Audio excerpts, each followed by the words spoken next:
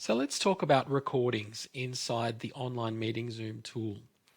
We access the tool again through the communication menu, online meeting Zoom. It opens up our dashboard showing our upcoming meetings. Once those meetings have been held, we get the detail from the previous meetings tab. But the recordings made inside these meetings, as long as they've been recorded to the cloud, will be available to students and staff through this tab, Cloud Recordings. We can see here that we have a session that was run with a recording made on the 13th. I can click on the topic name and it will open up access to both myself and to students to both the video of the recording and, depending on your settings in Zoom, audio, things like chat files, etc. And students are able to play those here. We also get some level of recording analytics available, which will show us views and the length of the duration of those views, how long people were watching things for, keeping in mind that they're only going to be as good as whether or not the users have signed into Zoom before they have watched these recordings. Otherwise, if they're just guests, we're not going to get any identifiable data. If we have a look at another subject site, so here we have a nursing subject, for example, where there's a whole bunch of recordings that have happened. Again, if I click on the title, we might refresh.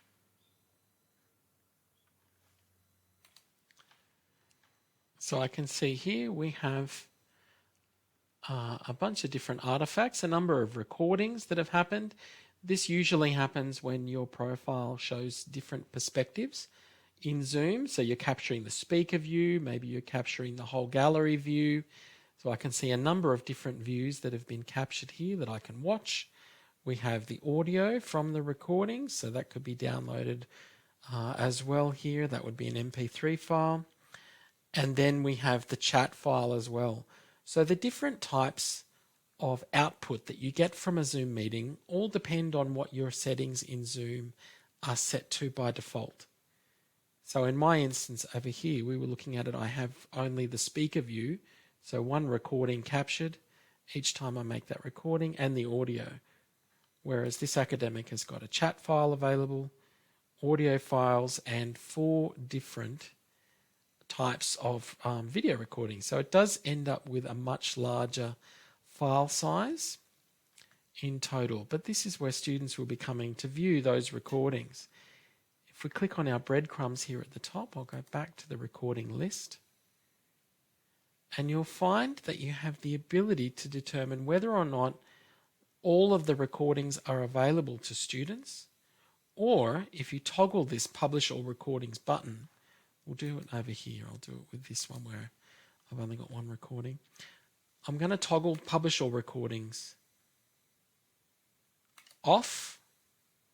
And at that point, I get an individual toggle which will allow me to determine if I want this recording on this particular date to be available or not.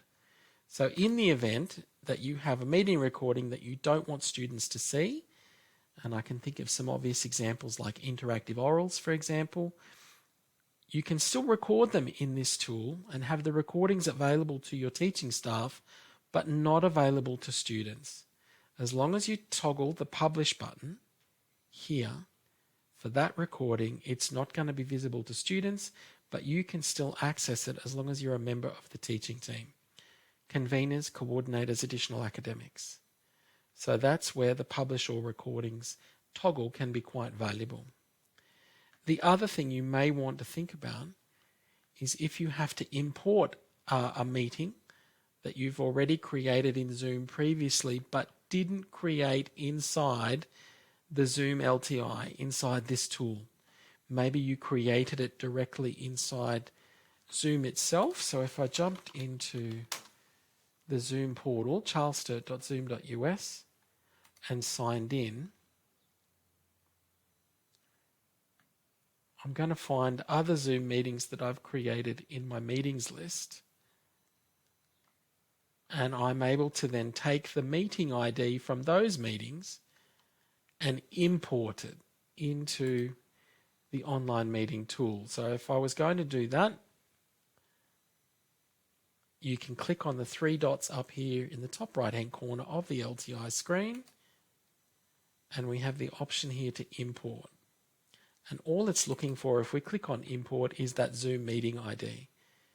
So if you haven't created the Zoom meeting inside this tool, but you want both the meeting links and the recordings available to students, you can import it as long as you have the meeting ID that you've copied.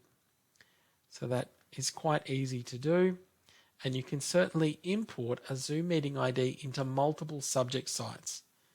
So if you want the same meeting to be available in a different subject site, you can import it.